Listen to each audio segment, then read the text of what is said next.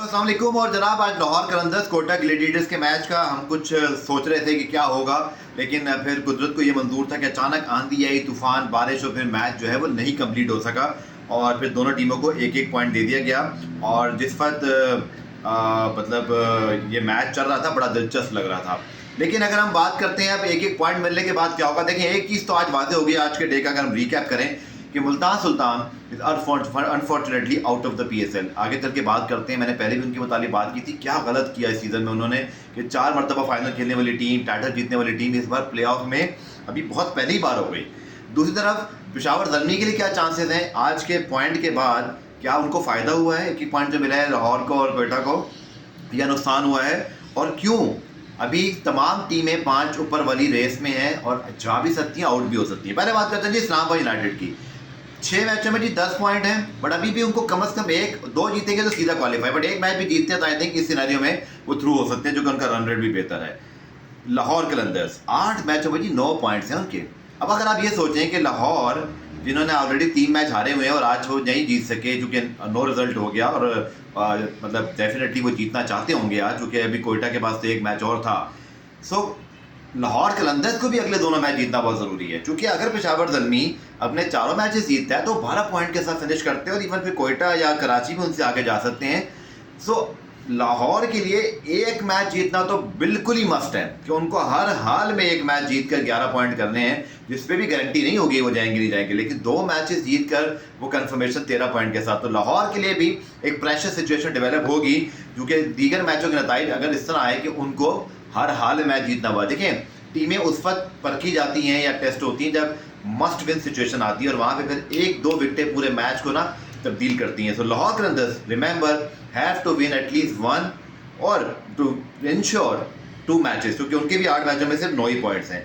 Quetta Gladiators right now in a very good position, 7 मैचों में 9 points हैं। They can afford 1 loss, but वो 2 match वो भी जीतना चाहेंगे क्योंकि उनके भी 9 पॉइंट्स हैं या एक मैच भी जीतते हैं। तो Quetta in a very fine position because 7 मैचों में 9 पॉइंट्स करके वो इस वक्त बहुत बेहतर पोजीशन में है।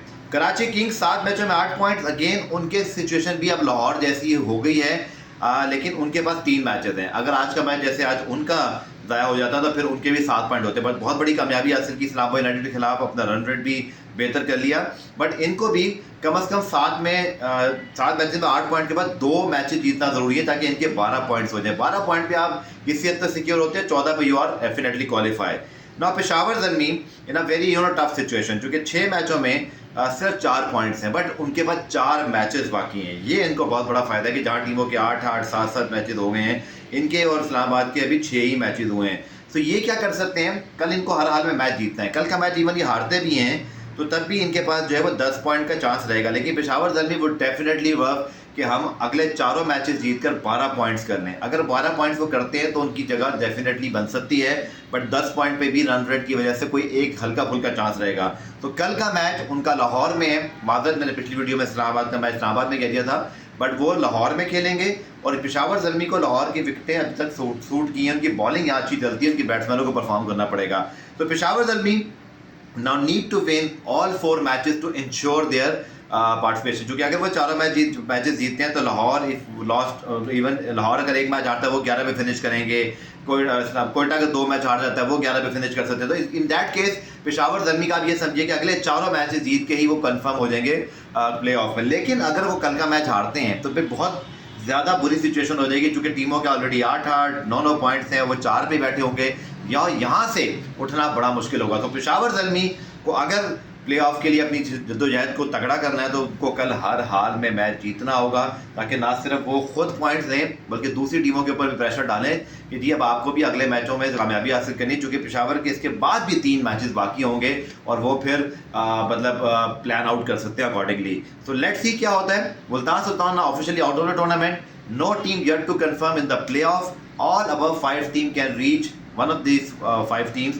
can 4 out of these 5 teams can reach the playoff, और इनमें से कोई भी टीम अभी बाहर भी होती है। इवन इस्लामाबाद अगर उनके फैंस को सिर्फ मैं एक मिसाल दे रहा हूँ कि अगर वो 4 मैचेस हार दें, they can still be in a bad position, क्योंकि टीमें उनसे 11 या 12 पॉइंट के साथ आगे होंगी। तो all to play in the PSL 10 qualifier, और वैसे लगता है कि प्ले ऑफ के लिए अभी जंग जारी है।